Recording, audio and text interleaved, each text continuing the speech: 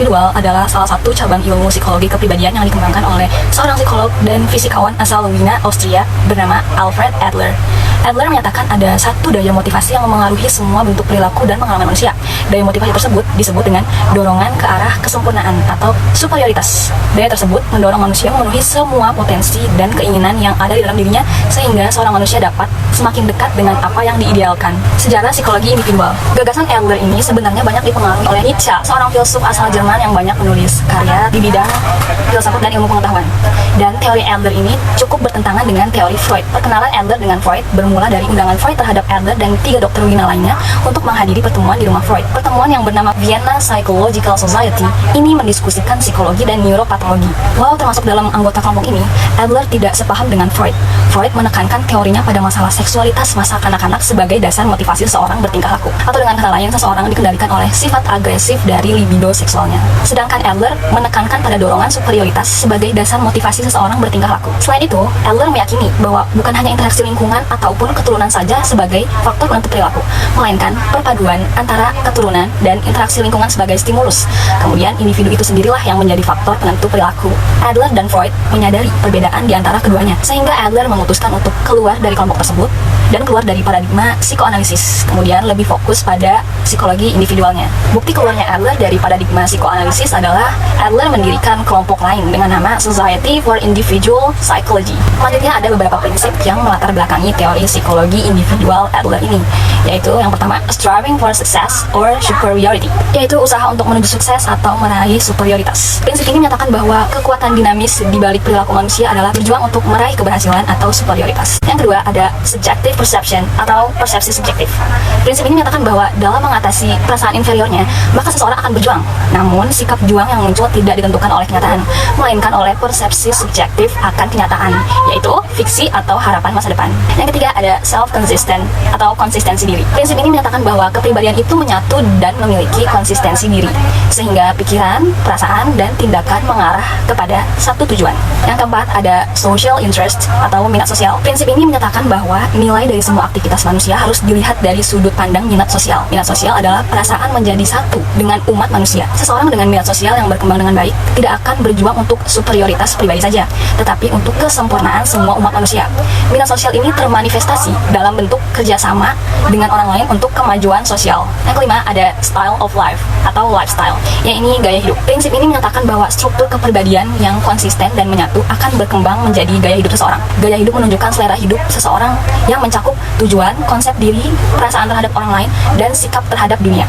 Gaya hidup merupakan interaksi antara faktor keturunan atau bawaan lahir, lingkungan, dan daya kreatif yang dimiliki seseorang. Gaya hidup seseorang terbentuk pada saat seseorang mencapai usia 4 atau 5 tahun. Yang keenam, ada creative power atau daya kreatif. Prinsip ini menyatakan bahwa gaya hidup dibentuk oleh daya kreatif yang ada dalam diri manusia. Manusia adalah makhluk yang kreatif yang tidak hanya bereaksi terhadap lingkungan, namun melakukan tindakan yang menyebabkan lingkungan bereaksi terhadap mereka. Daya kreatif yang dimiliki akan membantu manusia mengendalikan kehidupan mereka.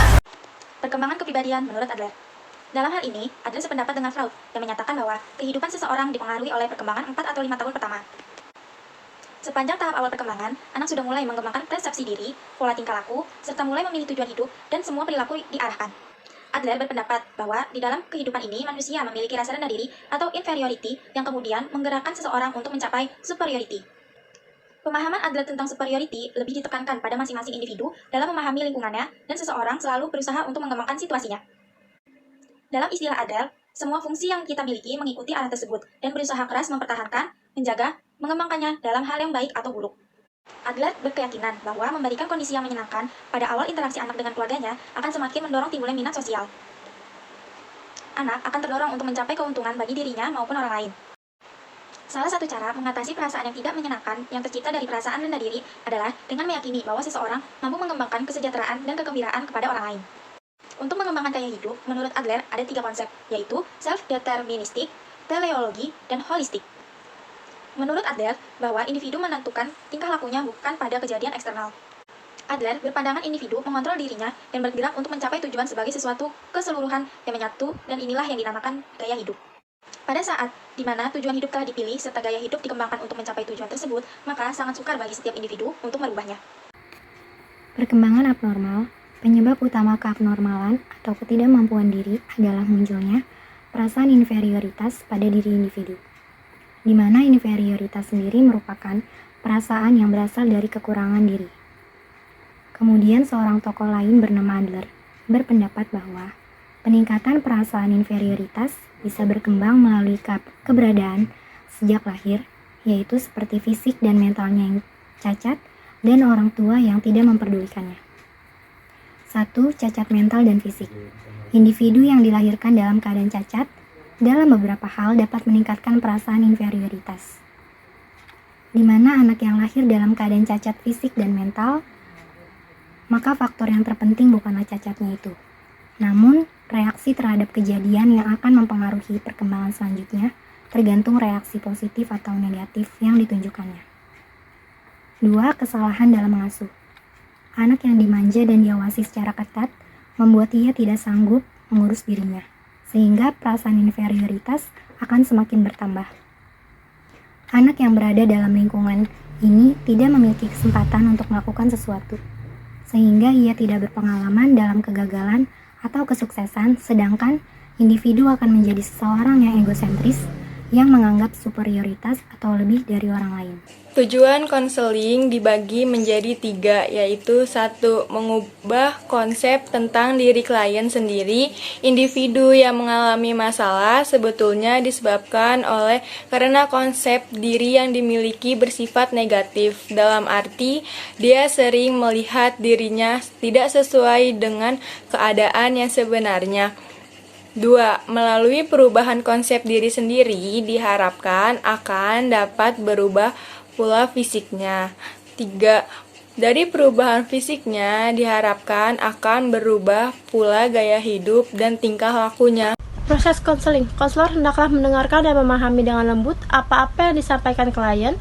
Konselor mencoba berusaha untuk mengerti tujuan-tujuan hidup dan gaya hidup klien. Kemudian, konselor berusaha menganalisis dan menafsirkan tingkah laku klien. Motivasi individu hanya dapat dimengerti dengan baik apabila dipandang dari bagaimana individu mencari pengakuan dari orang lain akan tingkah laku yang ditampilkannya. Tingkah laku individu selalu diarahkan pada tujuan tertentu. Dengan demikian, tingkah laku individu sering ditentukan oleh rasa ini. Penyelenggaraan konseling model psikolog individual ini, para konselor perlu memperhatikan aspek hubungan antara konselor dengan klien. Berikutnya ada teknik konseling. Teknik konseling memiliki 4 teknik. Yang pertama itu ada analisa gaya hidup. Dari perspektif Adler, tugas terapi yang paling utama itu adalah konselor dapat mengembangkan pemahaman gaya hidup seorang individu dengan cara mulainya pengujian perilaku terhadap seorang klien yang dapat dilihat dari yang dirasakan dalam hidupnya. Pada waktu yang sama, konselor dapat mengamati perilaku klien pada saat terjadinya proses konseling. Ada 2 teknik yang digunakan sebagai sasaran analisa, yaitu tahap empati dan intuitive guessing. Yang pertama, ada empati. Empati ini merupakan perasaan yang sangat penting agar konselor dapat memahami perasaan subjektif yang dirasakan oleh klien. Yang kedua, intuitive guessing. Intuitive guessing ini digambarkan oleh Adler dapat menghubungkan kemampuan konselor untuk menginterpretasikan apa yang dikatakan oleh klien serta proses yang terjadi dalam pikiran klien tersebut. Salah satu langkah yang paling aktual dalam proses ini dengan menyuruh klien untuk menggambarkan hubungan keluarganya sebagai upaya untuk menentukan faktor-faktor yang terdapat dalam lingkungan individu yang bisa membantu menemukan tingkah laku yang lebih pasti, sehingga konselor bisa memahami interaksi khas pada individu yang dapat berpengaruh terhadap gaya hidup klien itu sendiri. Teknik ini menjadi perhatian yang serius dalam proses konseling. Yang kedua, ada teknik menginterpretasikan early recollection. Jika pemahaman terhadap keseluruhan gaya hidup individu itu penting, maka konselor harus mendorong klien untuk mendiskusikan ingatan-ingatannya. Adler yakin bahwa ingatan seorang individu itu tidak selalu sempurna, melainkan berat sebelah. Ia hanya akan mengingat kejadian-kejadian yang bermakna bagi gaya hidupnya yang sekarang saja. Dengan demikian, bila konselor itu dapat memahami kejadian-kejadian yang dimana individu mendasarkan gaya hidupnya, maka konselor itu memiliki pemahaman yang baru terhadap kejadian yang dirasakan pada diri klien. Selanjutnya ada interpretasi. Jika pemahaman terhadap gaya hidup klien telah dikembangkan melalui analisa terhadap hubungan keluarga dan ingatan masa lampau, maka konselor perlu menginterpretasi pengalamannya terhadap klien dengan berbagai cara, sehingga klien akan menerima proses pemberitahuan tentang kesalahan dasar dalam hidupnya. Selanjutnya ada konsultasi Alderian. Salah satu perkembangan yang penting dalam gerakan Alderian adalah prosedur konsultasi orang tua dan guru. Karena konselor sering dilibatkan dengan populasi ini, maka kita pantas untuk melakukan pengujian terhadap prosedur secara sempurna. Selanjutnya yang G, kekuatan dan kontribusi. Pendekatan Adlerian per konseling mempunyai sejumlah kontribusi dan penekanan yang unik. Pendekatan ini meningkatkan suatu suasana yang mendukung melalui teknik positif yang digunakan konselor. Dukungan konselor merupakan komoditas yang berharga. Konselor Adlerian mendekati klien dengan suatu orientasi pendidikan dan mengambil pandangan yang optimis pada kehidupan. Yang kedua, pendekatan ini fleksibel untuk semua masa kehidupan. Atau ahli teori Adlerian telah mengembangkan model-model konseling untuk anak, dewasa, orang tua, seluruh keluarga, kelompok buruh, dan segmen masyarakat lainnya. Yang ketiga, pendekatan ini berguna dalam perawatan berbagai penyimpangan, termasuk penyimpangan perilaku, penyimpangan antisosial, penyimpangan kegelisahan masa kanak-kanak dan dewasa, penyimpangan beberapa afektif, dan penyimpangan kepribadian. Yang keempat, pendekatan ini berkontribusi pada teori-teori pembantu lain dan pada pengetahuan umum dan pemahaman interaksi manusia. Banyak gagasan Adler telah diintegrasikan ke dalam pendekatan-pendekatan konseling. Yang kelima, pendekatan ini dapat digunakan secara selektif di dalam konteks kultural yang berbeda-beda. Brown 1997. Sebagai contohnya, konsep dukungan tepat untuk ditekankan dalam bekerja dengan kelompok yang secara tradisional telah menekankan kolaborasi seperti masyarakat Hispanik dan Asia Amerika. Keterbatasan konseling individu. 1. Pendekatan ini kekurangan suatu dasar penelitian yang suportif. Kedua, pendekatan ini masih kabur dalam hubungannya dengan beberapa konsep dan istilah.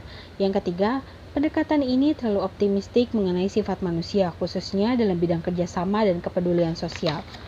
Yang keempat, prinsip dasar pendekatan ini seperti struktur keluarga yang demokratis.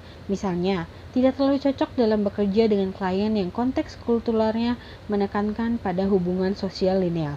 Yang kelima, pendekatan ini yang sangat bergantung pada penelitian verbal, logika, dan pencerahan. Mungkin terbatas dalam penerapannya pada klien yang kurang cerdas.